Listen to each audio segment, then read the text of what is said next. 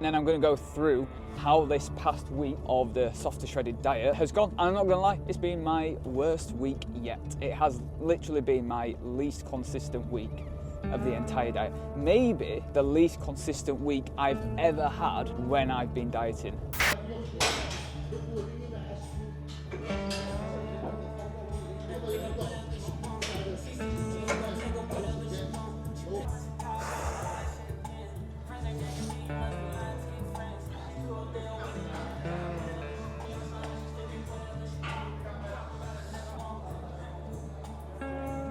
This is always the worst part of the session now, knowing the set that's to come.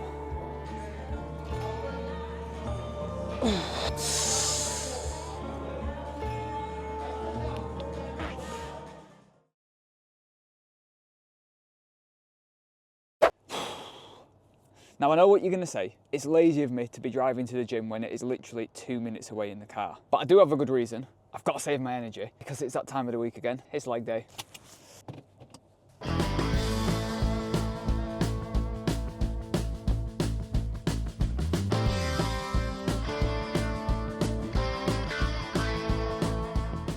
Look at that. We got here in 1 minute and 36 seconds. I reckon that's a record time, you know. 2 minutes on Google Maps, my ass. Right then. I was up all night squatting up and down with Lilo to get to sleep. So this will be fun.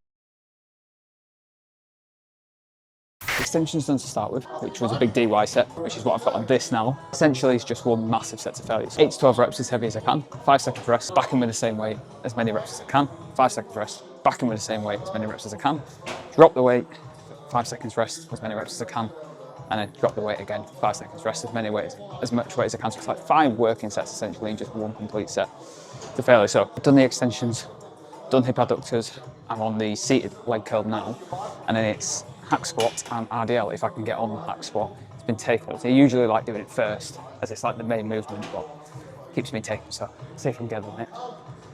And then cows to finish.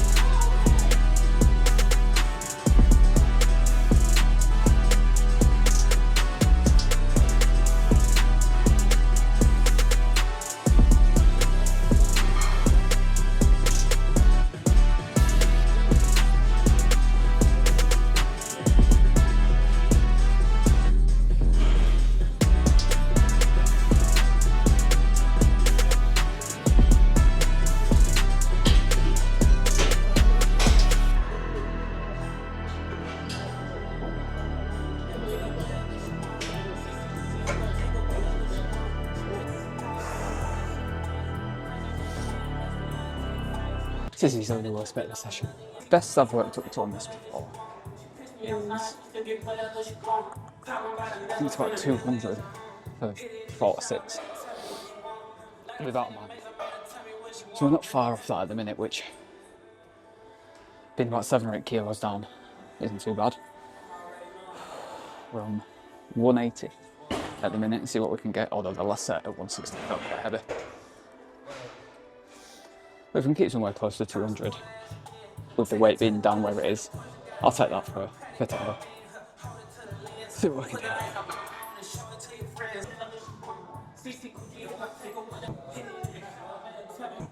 This is always the worst part of the session now, knowing the set that's to come.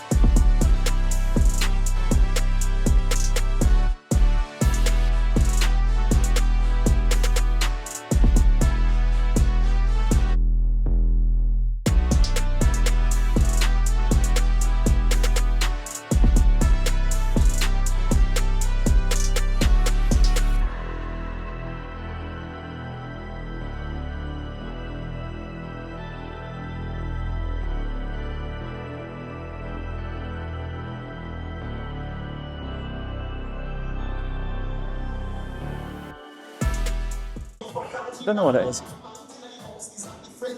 I've never been a fan of RDLs. Never. Maybe it's just because of hard work. It's probably it.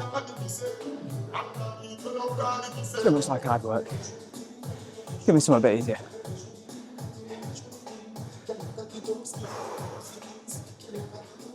Again, at peak, I was about 140 on these. 120 on there at the minute, so not bad. For 8 kilos down, or 7, can't remember. Next gaining phase, I want to hit a 160 on RDLs. That is right now. I ate at 5:30 this morning. It's currently 12:30, and I've not eaten since. So I've had about 400 calories so far today. So doing the leg session off 400 calories 7 hours ago. Probably not the wisest decision, but I'd always rather save my food for later in the day. And actually this morning, I've just been too busy to actually stop and eat. It's just been one thing after another, so I've still got stuff to do, so I should probably stop talking. I need to catch my breath. Right.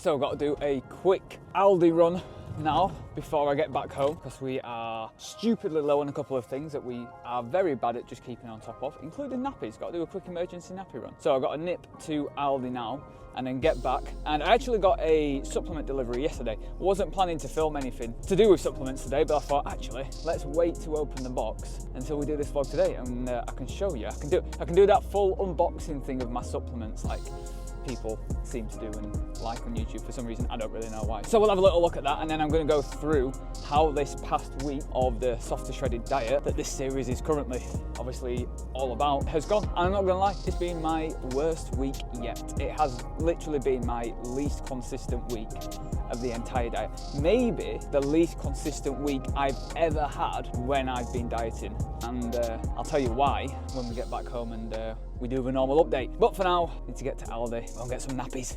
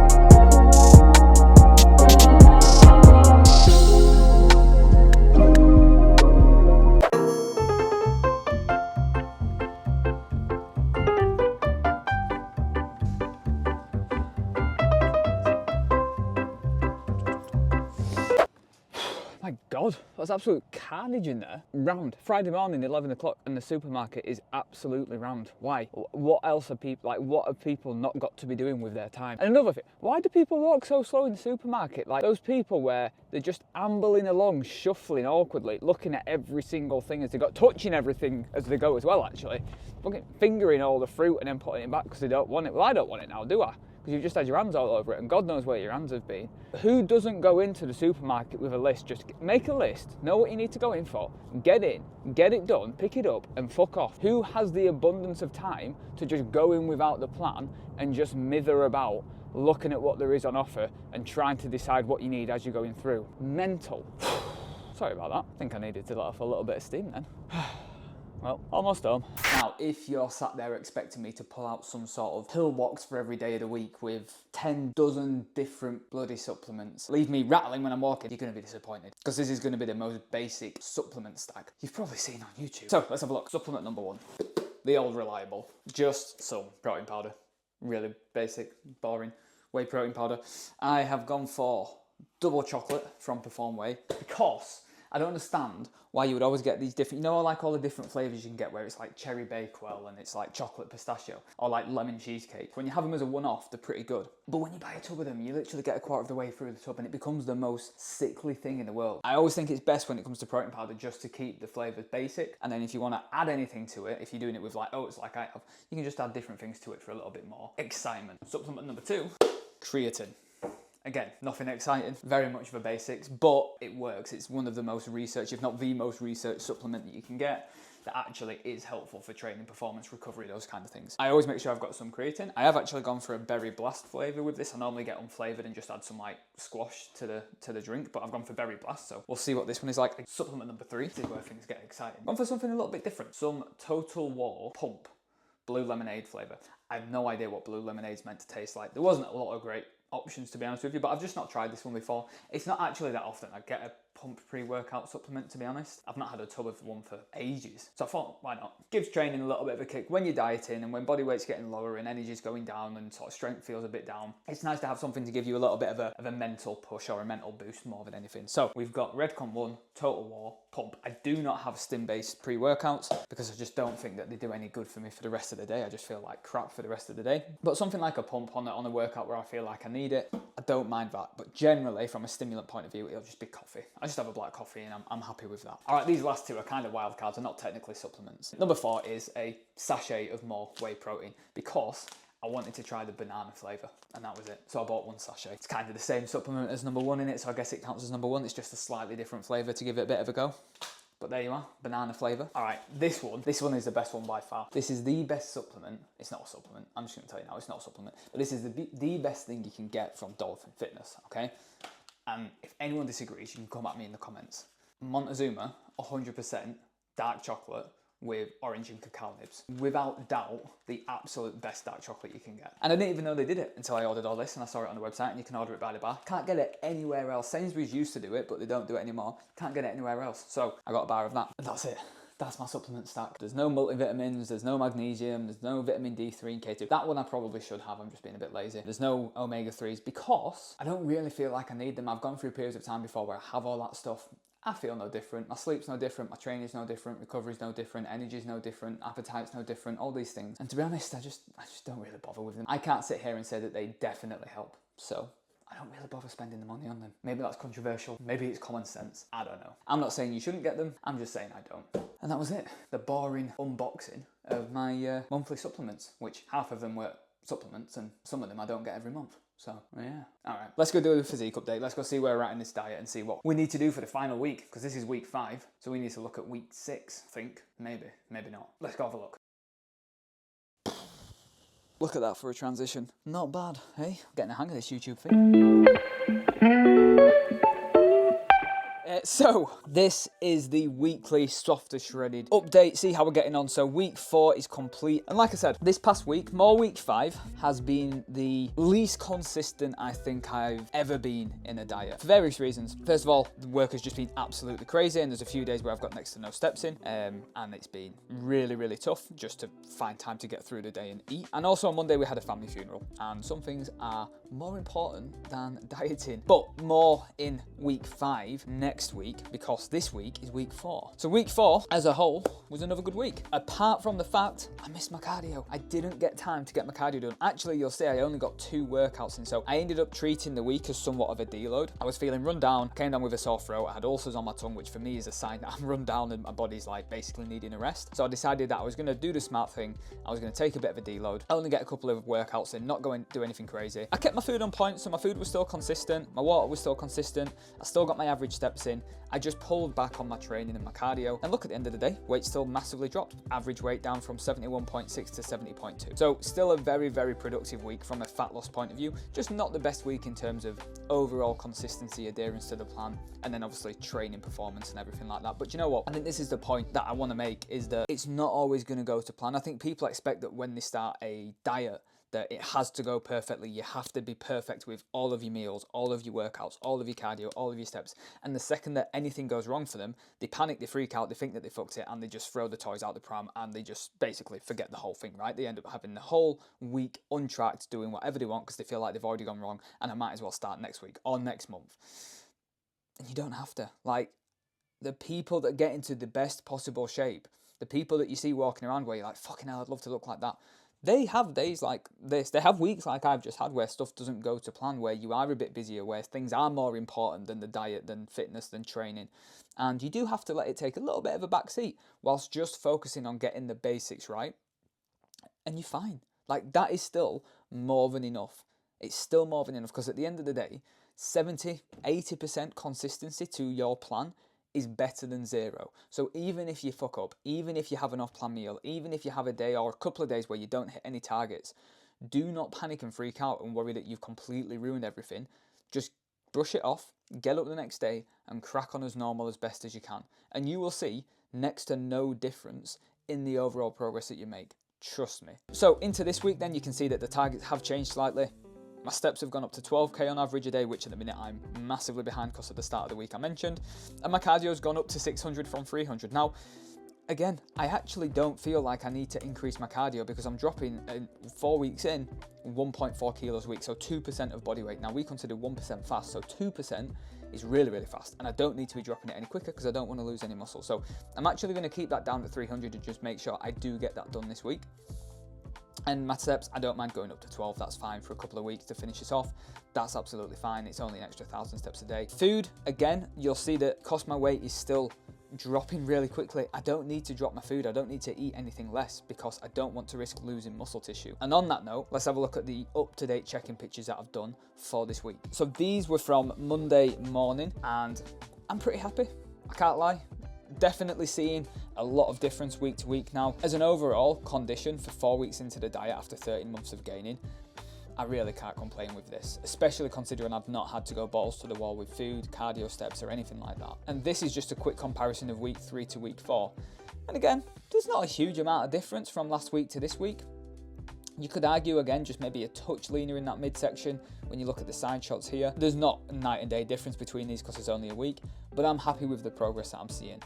And we've not got long left now. I'm currently about 8 days away from finishing this 6-week softer shredded fat loss challenge. Now, in the next vlog, I'll review week 5 in a bit more detail as to how the rest of the week has gone, what happened over the weekend, where my weight's currently sitting at. I'm going to be filming that in like 3 days time to catch back up with myself. But as of right now, I'm happy. Weight's coming down consistently. I'm not struggling too much. I'm enjoying a bit more food at the weekend. Last weekend here, I actually worked in some Ben & Jerry's on both nights, which was really enjoyable because I had the calories for it and it was something to push forward to for the rest of the week to look forward to and give me that little drive. So yeah, I'm feeling pretty good. So things are going well. A little bit of a week, just over a week left. So let's get it boxed off. That is it. That is week 4 of this softer shredded plan done. I think that's episode 5 of this mini series boxed off. You've seen my leg sessions. You've seen my ridiculously extensive supplement unboxing. I don't even think I can call it a supplement unboxing, can I? And you're up to date on where I'm at. So that's it for the episode. As ever, hope you enjoyed it. Hope you didn't mind the rants. I would apologise for them, but to be honest with you, I'm probably going to be doing more in the future because it's just generally I'm quite a ranty person. But if you did enjoy it, as always, like, subscribe, keep me outperforming Jake. That's the main thing. That's all I'm bothered about. Just keep me outperforming him and I'm happy. And we'll go from there. So yeah, I'll catch you in the next one.